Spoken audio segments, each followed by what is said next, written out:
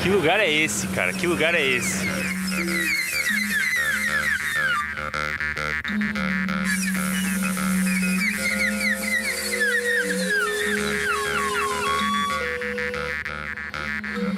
É forte isso, essa relação geográfica com o lugar, esse sentido que tem a coisa, esse fluxo. Aqui no extremo sul, no Grajaú, é onde São Paulo começa.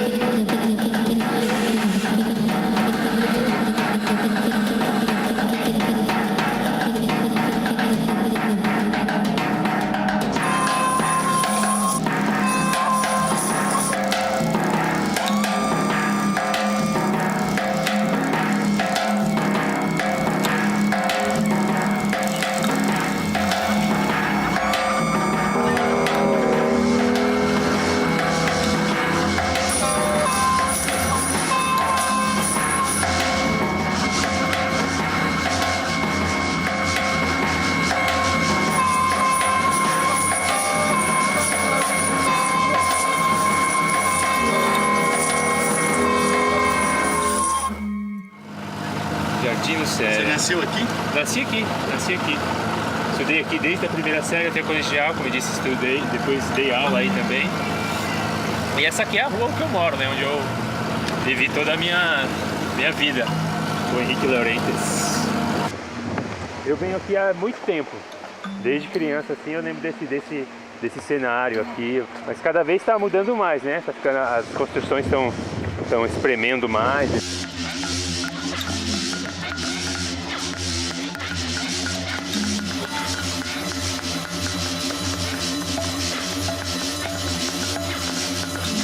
As pessoas vão se apropriando, né? De um jeito ou de outro, o espaço nunca é vago, né? Mas é também um lugar que fascina pela exuberância da paisagem, né?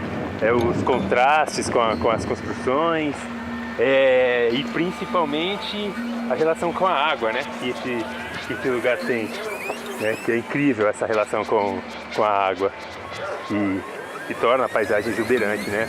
A fronteira entre a área verde e a área urbana, a gente tem o aditivo da água.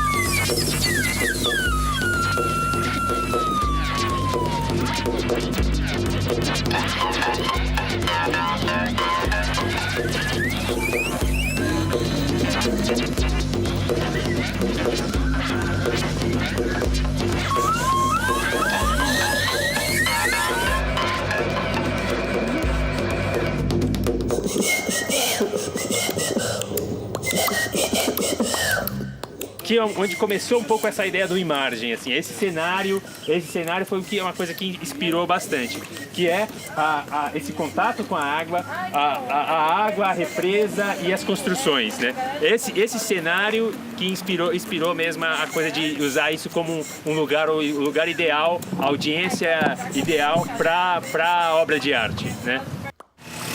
Não é de uma pessoa, não é de um grupo. Eu acho que uma imagem tem a ver com um conceito muito mais amplo, que independe de um grupo específico, né, de um coletivo. Então, tudo que existe uma vontade assim, de tentar apelidar um pouco esses movimentos artísticos que se articulam segundo esse preceito aí da arte, da convivência, né, e do meio ambiente, né, que são ações em margem, né, são ações para a imagem da margem. A arte para esses caras que estão aqui, né, nesse pedaço da cidade, é muito um jeito de dizer, um jeito de falar com a cidade, é um jeito de se posicionar. Então tem uma vinculação clara entre arte e política.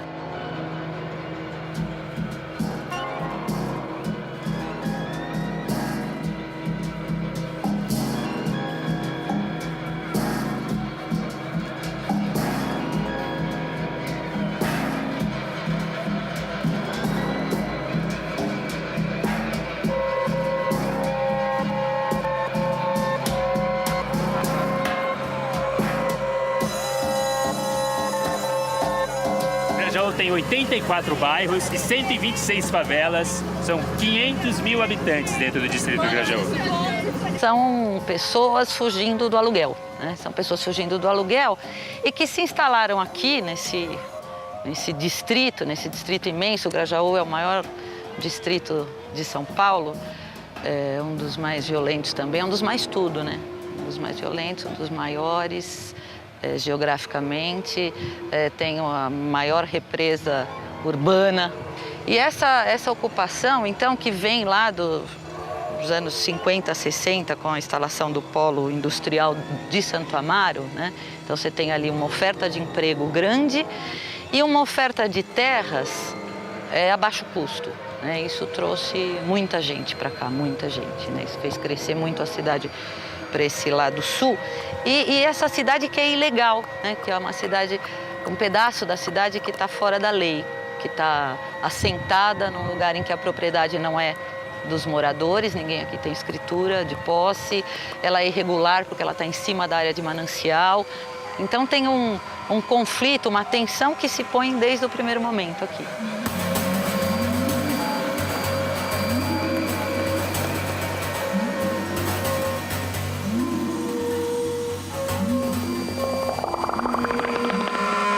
Você sabe onde é o Grajaú? Sei. Minha casa, cara, vamos?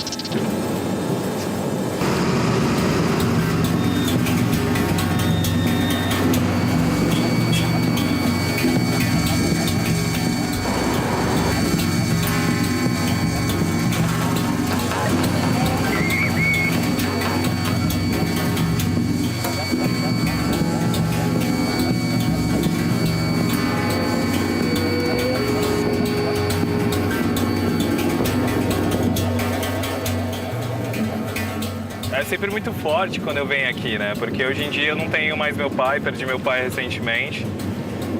E sempre quando eu venho aqui me remete muito a ele, assim, me lembra muito dele, sabe? Eu lembro desse vento que bate aqui, eu lembro desse movimento da água, do cheiro que tem esse lugar.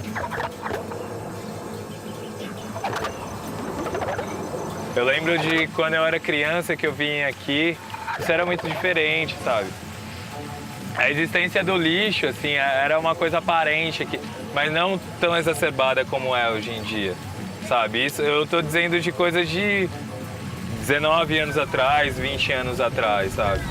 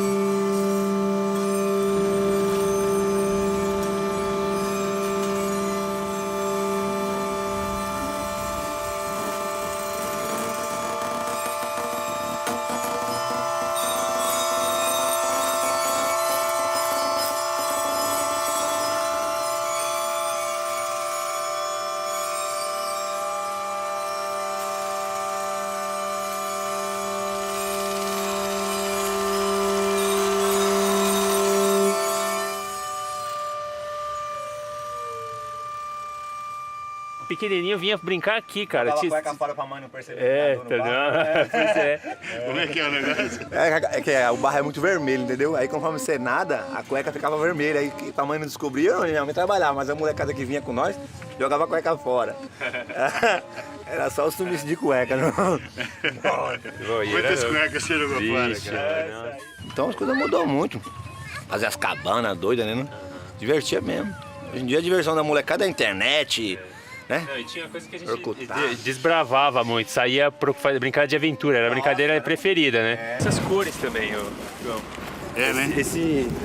Que efeitos loucos, olha que tons de cores incríveis a gente tem aqui, né, cara? Laranja, rosa, umas nuances muito, muito bacanas, muito bacanas. A gente pensa em pesquisas de fazer disso pigmento, sabe? Trampar, mexer com... usar isso aí como aglutinante para nossas pinturas. Tem umas experiências nesse sentido. E tem uma textura bacana, dá para fazer arte com isso sim.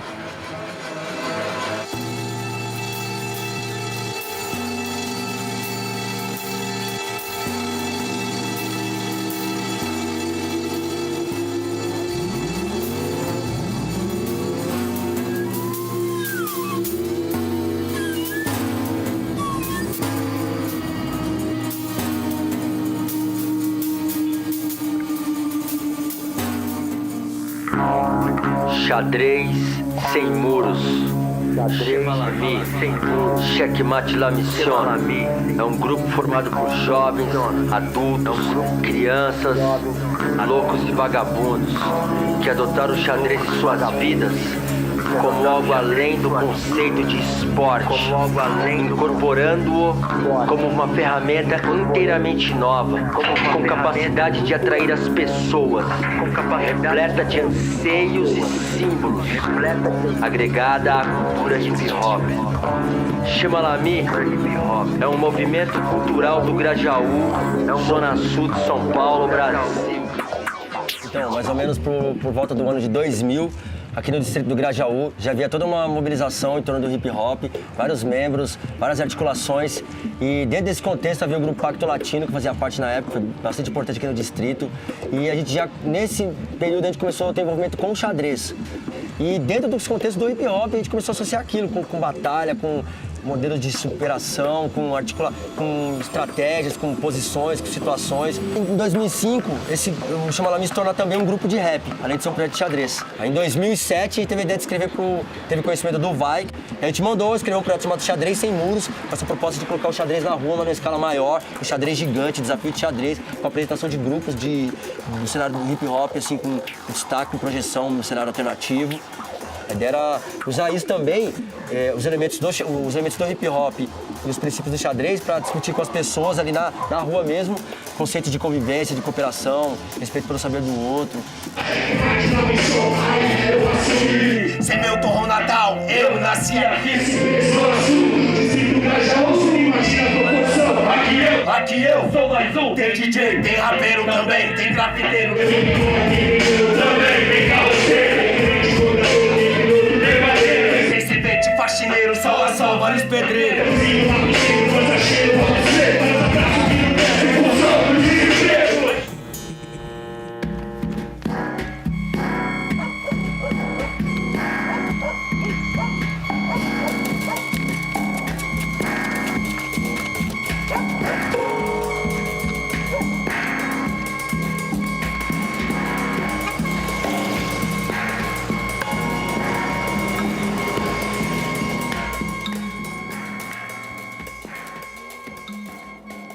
Em 2007, quando terminou a primeira versão do Imargem, a primeira rodada do Imargem, o SEDECA Interlagos convidou os agentes marginais para uma conversa de memórias pessoais. E aí o Jonato contou essa história, ele contou a história da infância dele, ele contou a história dele chegando com a família dele aqui, e as memórias de desmatamento e de fumaça subindo das queimadas e dos tijolinhos subindo. Quando o VAI, da Secretaria Municipal de Cultura, soltou um edital, a gente entrou com duas propostas. Uma que era a continuidade do Imargem e outra que foi o Morro da Macumba. Um dos objetivos do projeto, desde o início, era juntar alguns artistas da região, para além de toda essa ideia de contar a história, de um resgate da memória, era também uma forma de valorizar cada artista no que faz de melhor, no seu potencial, né? Então tem o Everaldo, que é escultor, O irmão dele, que é o Ronaldo, é um cartunista, artista também, pinta, grafita, faz coisas lindíssimas. Então, essas vontades é que foram construindo o projeto, sabe? Eu por exemplo, sempre descendo aqui a rua que eu moro, observando a fachada das casas, percebendo que era tudo, um muro continuava no outro e era tudo... Era um suporte lindo para se desenvolver uma coisa. E a história contada ali tem muito da sensibilidade desses caras, né? De terem vivido ali e de terem essa vinculação profunda, potente com o bairro, e com a história e com as pessoas, né?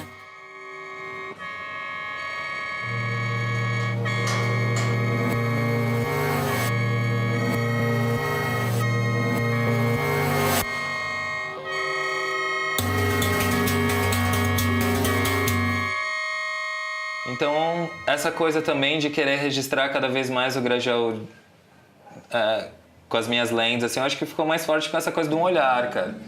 De cada vez mais voltar esse olhar pelo que tá acontecendo pra cá, né?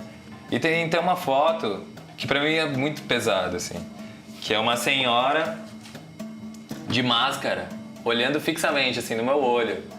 Antes de eu fazer a foto, ela tava olhando pra mim, eu parei simplesmente na frente dela e fiquei olhando, assim, pra ela. E ela olhou dentro dos meus olhos, assim, eu fiquei só observando, assim, observando a cena, enquadrando a cena só nos meus olhos, assim.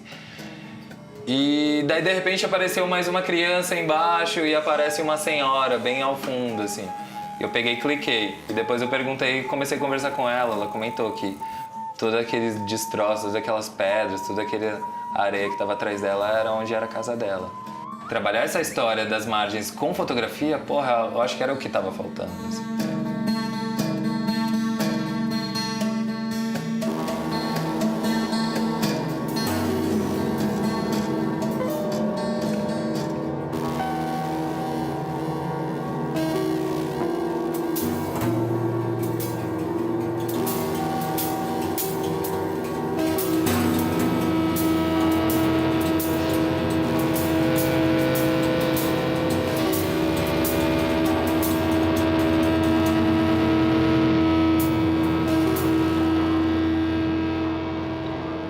Trabalho documental sobre o Grajaú já vem até de antes do Molhar, entendeu?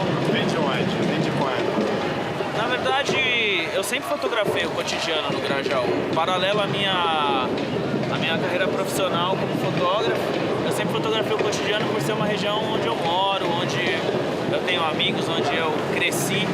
Além de fotografar o cotidiano, eu me interessei por uma temática específica, desenvolver algum ensaio, algum trabalho documental sobre ações, atividades que aconteceram na região, né? Dentre eles a rinha dos MCs, que eu fiquei assim uns 5, 6 meses fotografando, e o pagode da 27. Eu comecei a fotografar o cotidiano assim, meio despretensiosamente, apenas como documento mesmo, e a gente ficou uns 6 meses indo lá.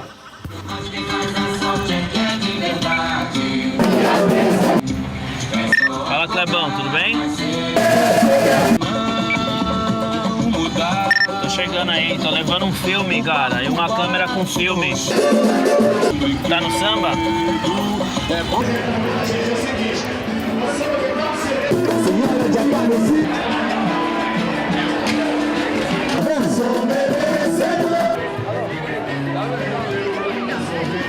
Chico, bem-vindo ao samba da 27 aí, ó.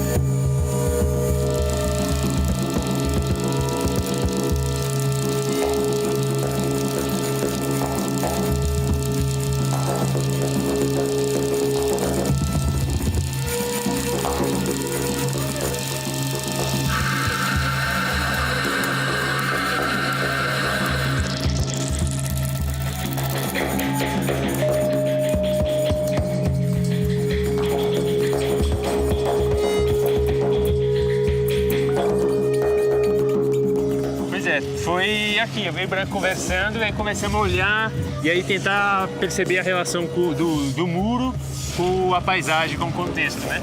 E aí a gente foi percebendo como que essa coisa se confunde, né? Esses tons que tem lá no fundo também entrasse um pouco aqui, fazer essa coisa do trompe-l'œil, né? Esse truque, né? A periferia tem uma paleta interessante, eu gosto muito dessa paleta, sobretudo no Grajaú aqui, onde tem a incidência do verde é grande. E aí esse contraste desse vermelho dos tijolos com o verde da vegetação dá um contraste muito bonito, eu acho. Eu acho que aqui, por exemplo, é um trabalho que vai enferrujar junto com o ferro, um suporte de ferro que também está sendo pregado num outro suporte de metal. E ele vai enferrujando, né? Vai dando esses tons marrons, que é muito bonito. Então, acaba sendo uma coisa feita e vai se transformando com o tempo. Não vai se degradando. Isso vai fazendo parte do trabalho e acaba, talvez, deixando até mais belo, sabe?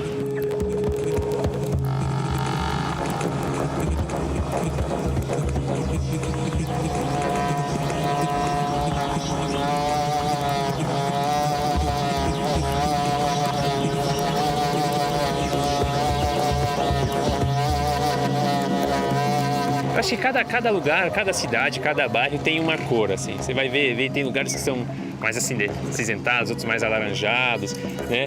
E aqui no Grajaú, a escolha é por uma falta de escolha mesmo, né? Essa paleta vermelha e alaranjada tem a ver com essa cronologia do lugar, né?